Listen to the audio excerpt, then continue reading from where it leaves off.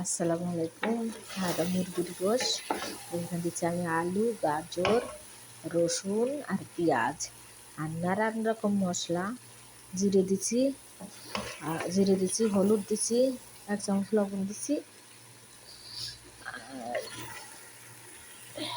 ধনের গুঁড়ো দিচ্ছি আর 4 টমাট এখানে দিচ্ছি আমি।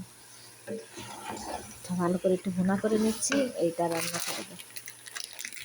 এটা মেক্রোনা ছেমছম রোজ কাপসা। বেশি মশলা দিই না, হালকা মশলা দিচ্ছি। দিয়ে ভালো করে একটু নাড়াচাড়া করে নিচ্ছি। আমি এখানে চালচা দিছি, এখানে এই যে চালচা দিচ্ছি আর টমেটো দিচ্ছি দিয়ে তা রান্না করতেছি। সবাইকে ঈদ মুবারক। কেমন আছেন? আশা করি ভালো আছেন, সুস্থ আছেন।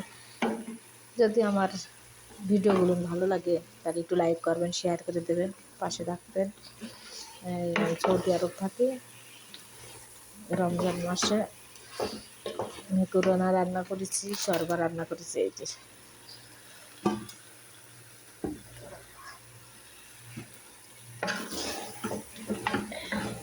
দেখছেন, এখানে এবার পানি ঢেলে দেবো।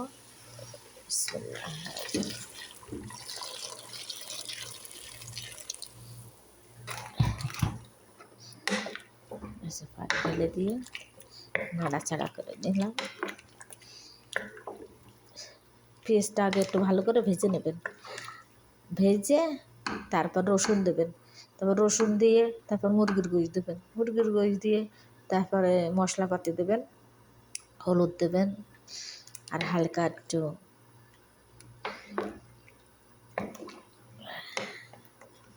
একটু পানি দেবেন, দিয়ে ভালো করে ভুনা করে নেবেন। এই যে আমি এইভাবে করে রান্না করি সৌদি আরব। মেক্রোনা সারাদিন রোজা থাকে, মেক্রোনা খায় এরা। তা ভালো থাকবেন, সুস্থ থাকবেন। আসসালামু আলাইকুম। ভালো লাগলে আমার লাইকটারে শেয়ার কপি লিঙ্ক করে দিন আর পাশে থাকবেন। সবাইকে ঈদ মুবারক। ছেড়ে খাবো রাখবো রোজা, ডাক দিও মায়া আমারে, সারাদিনের ক্লান্ত বলে সুখটা পাবো ইফতারের। আর একটা জিনিস দেখাবানি পরে, ঠিক আছে, অনেক রকমের পোয়াকা হয়েছে। তা আমি এখানে রান্না করি, সৌদি আরব রান্না করি, বেশিরভাগই রান্না করি, বুঝছেন? এইটাই।